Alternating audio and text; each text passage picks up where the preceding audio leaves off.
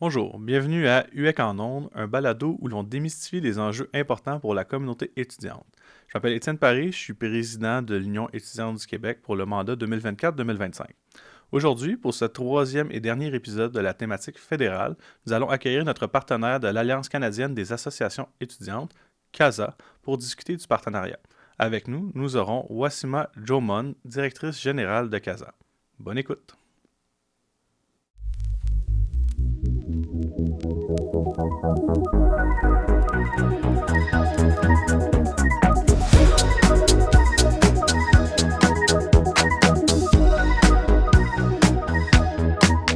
Bonjour Wassima, merci d'être avec nous aujourd'hui pour cet épisode du balado UEC en ondes. Un épisode bilingue, donc une version en anglais, une version en français. Dans la version en anglais, c'est moi qui ai un peu plus de misère. Dans la version en français, j'espère que je vais me débrouiller un peu mieux, mais merci d'être avec nous aujourd'hui, ça va bien? Merci de ma voix et je suis très ravie de faire votre premier épisode bilingue. Ouais, ben on se disait que c'était un sujet opportun pour ça. Tu es directrice exécutive de l'Alliance canadienne des associations étudiantes, donc CASA, là, avec l'acronyme en anglais.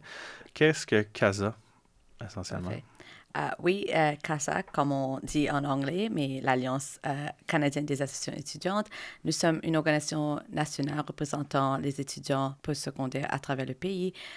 Nous sommes non partisans sans lucratif et nous avons environ 28 membres à travers le pays du Britannique Colonie de l'île Prince Edward Island et nous représentons les intérêts de tous les étudiants à travers le pays et étudiants internationaux ou des étudiants gradués ou des étudiants autochtones aussi. Donc, c'est ça notre association et nous avons des 5 staffs qui travaillent à Ottawa près du gouvernement pour plaidoyer le gouvernement pour avancer l'agenda des étudiants postsecondaires à s'assurer que l'éducation au Canada est accessible et abordable pour tous les étudiants à travers le pays. Ben, merci beaucoup pour le travail que CASA fait. D'ailleurs, le travail que CASA, que tu viens de mentionner, ça ressemble quand même beaucoup au travail que l'UEC fait. L'UEC le fait auprès du gouvernement provincial, où semblent être la plupart d'ailleurs des pouvoirs en enseignement supérieur au Québec. Euh, Pourquoi l'UEC a un partenariat avec CASA? C'est d'où ça vient? C'est quoi cette idée-là? C'est qui a eu ça comme idée en premier? Je sais pas si tu te souviens, je sais pas si tu étais là à l'époque.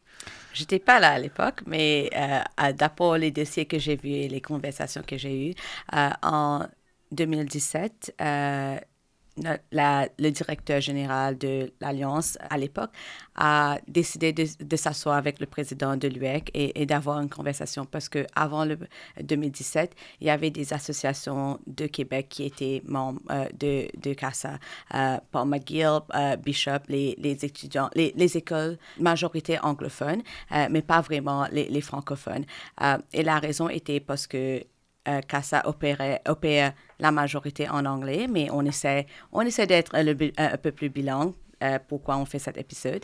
Donc, à l'époque, le directeur général et le président s'est asseoir et donc, ils ont décidé de faire un partenariat pour, premièrement, d'unifier la voix des étudiants, non seulement à travers le Canada, mais aussi avec le Québec. Mais deuxièmement, pour avoir la représentation francophone que CASA n'avait pas eu pendant beaucoup d'années, depuis son existence. Donc, en 2017, ils ont décidé de faire le partenariat pour 2 ans, je pense.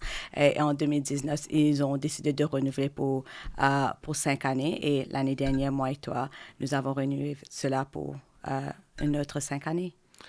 Ben oui, tout à fait. Puis c'est une belle collaboration qu'on a développée depuis quasiment la création de l'UEC, là. Ça s'est fait très rapidement quand on a été fondé. Tu parlais des membres de CASA. C'est vrai qu'il y a peu de membres francophones, mais il y a également peu de membres au cycle supérieur. Puis à travers tout ça, je pense que l'Union étudiante du Québec a quand même aidé CASA à développer un peu plus son argumentaire en matière de recherche. Puis ça l'a mené à travers notre collaboration à des gains significatifs comme l'an dernier d'ailleurs, là. Ouais, euh, je suis ravie que tu as appris cela parce que les membres de CASA sont normalement les undergrads, comme on dit, les bachelors. Nous avons une seule association qui était de cycle supérieur, mais nous avons réalisé que la recherche n'a pas eu des investissements. Ça fait 20 ans de cela. Mais nous n'avions pas eu la voix à travers la table pour advoquer pour cela. Donc, le partenariat que nous avons eu avec l'UEC était très bénéficiaire pour pousser pour cet investissement, mais aussi pour avoir les étudiants à travers la table. Parce quand on dit que nous avons notre partenariat avec le Québec, nous avons vu que vos députés au Québec étaient des avocats pour cela, des gens qui lidaient la recherche, les plaidoyances. Donc, nous avons vraiment bénéficié pour avoir le partenariat parce que cela nous a aidé à avoir une voix unifiée au gouvernement fédéral pour demander d'avoir l'argent et l'investissement. Ben oui, d'ailleurs, on salue Maxime Blanchette-Jonca, qu'on a eu dans le dernier épisode là, du balado auquel Wassima fait référence. Ça a été une victoire historique l'an dernier. Le financement de la recherche qui augmente de manière significative. Merci CASA pour le travail que vous avez fait. On était plusieurs là-dedans. Il y avait nous, il y avait C'était notre science, bon, Maxime évidemment et Frédéric là, qu'on a vu la semaine dernière, mais CASA a joué un rôle essentiel. Puis vous réussissez à bien porter la voix des étudiants du Québec à travers ces différentes mesures-là que vous allez mettre de l'avant auprès du gouvernement fédéral. Puis c'est tout à votre honneur de représenter les étudiants à travers le Canada comme ça. Oui. Et je vais souligner que quand vous avez des étudiants qui sont des écoles undergrad, advoquer et plaidoyer pour les étudiants de cycle supérieur, je pense que cela a un peu plus de poids. Si vous avez un étudiant international qui n'a pas d'intérêt pour aller au cycle supérieur, mais voit l'importance d'investir, je pense que cela a vraiment créé une voie à Ottawa, parce que je me rappelle quand je me suis assise avec le ministre des Finances, elle m'a dit c'est très impressionnant que moi, comme quelqu'un qui n'a pas fait des études cycle supérieur, était très passionné avant d'avoquer pour cela. Donc, je pense que l'unification que nous avons eue pour avancer cette importance et avoir eu un win sur cela est très admirable. Ben oui, tout à fait. À CASA, l'année s'organise autour de Advocacy Week, donc la semaine de représentation qui a lieu généralement là, une semaine au mois de novembre. On va des délégués d'un peu partout à travers le Canada, beaucoup du Québec, mais d'un peu partout à travers les assos membres de CASA, rencontrer des députés, des ministres, des sénateurs sur la colline parlementaire à Ottawa. On l'organise conjointement, là, mais si on est franc, c'est beaucoup CASA là, qui prend le lead. On contacte les élus du Québec là, du côté de l'UEC, mais quand même, il y a beaucoup de ces rencontres-là qui sont obtenues grâce à vous, le travail que vous faites depuis très longtemps. C'était quoi cette année les demandes que les associations étudiantes canadiennes ont mis de l'avant lors de la semaine de représentation? Parfait. Bonne question. Normalement, notre priorité ou nos demandes sont décidées par les étudiants à travers la table. Donc, nous avons 2 conférences avant le Advocacy Week où les étudiants nous donnent leurs priorités, les demandes qui impactent les étudiants à travers le pays. Et l'UEC est aussi présente sur la table pour nous dire quelle est leur demande aussi. Et normalement, votre demande a été sur la recherche. Cette année, nous avons demandé que le gouvernement indexe leur recherche, l'investissement de la recherche par l'inflation, parce que nous avons vu pendant 20 ans, nous avons pas eu une augmentation et ne voulait pas avoir un autre 20 ans où nous n'avons pas eu d'augmentation dans la recherche. Nous avons aussi plaidoyer pour une augmentation dans des bourses pour les étudiants domestiques under the Canadian Student Grants. Et je pense que les étudiants de Québec ne sont pas éligibles pour cela, mais c'est une priorité que nous avons eue à CASA pour des années parce que nous sommes croyants que si nous plaidons pas pour ces sujets, personne d'autre ne va plaidoyer pour ces sujets.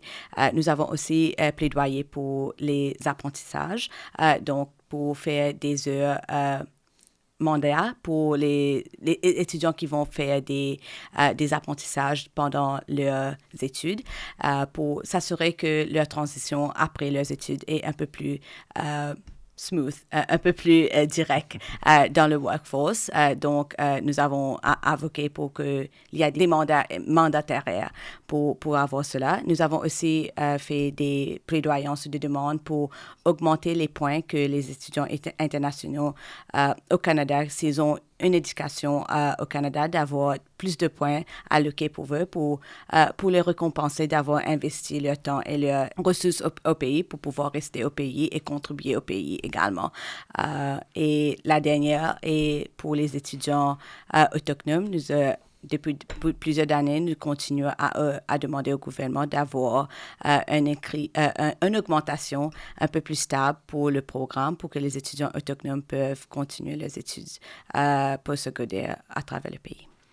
Oui, mais c'est quand même beaucoup de demandes qui touchent quand même de près ou de loin les étudiants du Québec. Tu sais, je pense par exemple les étudiants autochtones du Québec là, qui sont admissibles à ces programmes-là. Tout ce qui touche à la population étudiante internationale. Tu sais, nous, on a nos propres enjeux à l'échelle provinciale concernant la rétention de ces gens-là. Fait que c'est excessivement important le travail que vous faites à CASA. Il y a une bonne partie de ces gains-là. Par contre, tu as parlé du programme de prêts et bourses canadien. Ça ne nous touche pas directement. Nous, généralement, c'est à travers les transferts. Donc, si vous obtenez une victoire, ben là, nous, on obtient des transferts. Puis là, ben, le gouvernement fédéral envoie de l'argent provincial. Puis après ça, c'est le travail de l'UEC de s'assurer que cet argent-là est utilisé à bon escient. Mais c'est bien de voir la collaboration qu'on est capable de faire quand même sur des enjeux qui découlent, oui, du fédéral, mais également du provincial. Puis vous avez quand même souvent des victoires à CASA. On a parlé un peu des victoires en matière de recherche. Mais je pense que le budget 2024-2025, en général, a été très bon pour CASA. Peut-être tu pourrais nous en parler un peu plus. Bien sûr. Le budget 2024 est un budget qu'on était très fiers. J'étais présent pour ce budget aussi. J'ai analysé les budgets fait plusieurs années dans mon époque dans le gouvernement étudiant, mais c'était la première fois que nous avons vu les étudiants nommés 42 fois dans le budget, et nous avons vu toutes nos demandes de l'Advocacy Week de 2024 dans le budget.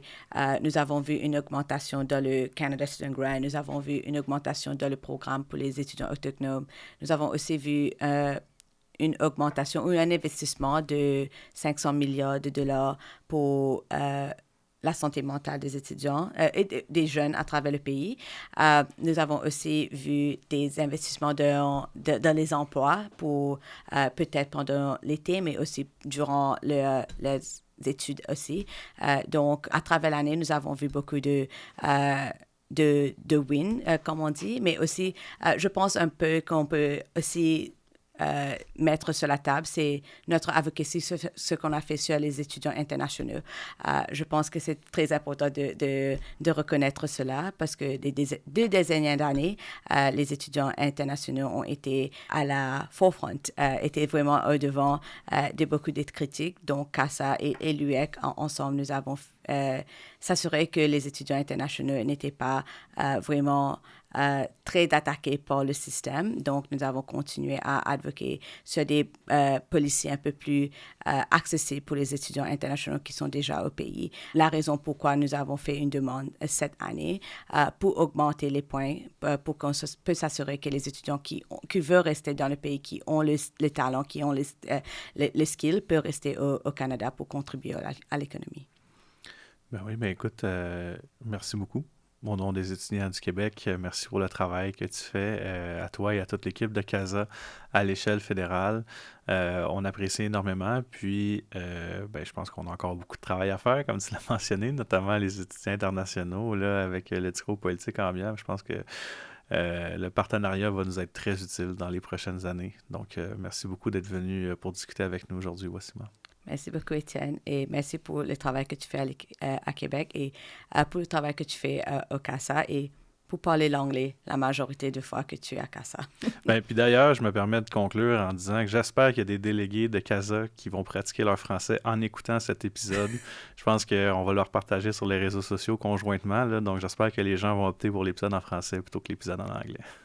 Je suis très excitée pour voir le bilingue continuer à CASA et à l'UEC aussi. Merci beaucoup. Nous vous remercions à la maison pour l'écoute du balado aujourd'hui. C'est d'ailleurs ce qui mettait fin à la première saison du balado UEC en ondes. Nous avons produit plus de 15 épisodes. Vous nous avez accompagnés tout au long de cette année. On vous remercie. N'hésitez pas à vous abonner à sur la plateforme de balado-diffusion de votre choix au balado UEC en ondes pour vous assurer de ne rien manquer, notamment, possiblement, une deuxième saison l'an prochain. J'aimerais d'ailleurs conclure en remerciant toute l'équipe de production ainsi que le studio Virage Sonore pour le travail accompli cette année. Chapeau à toute l'équipe. Merci et à la prochaine. J'ai oublié. Pour en français. On peut prendre un 2 minutes avant. Là. This is gonna be something. My brain hasn't switched to French.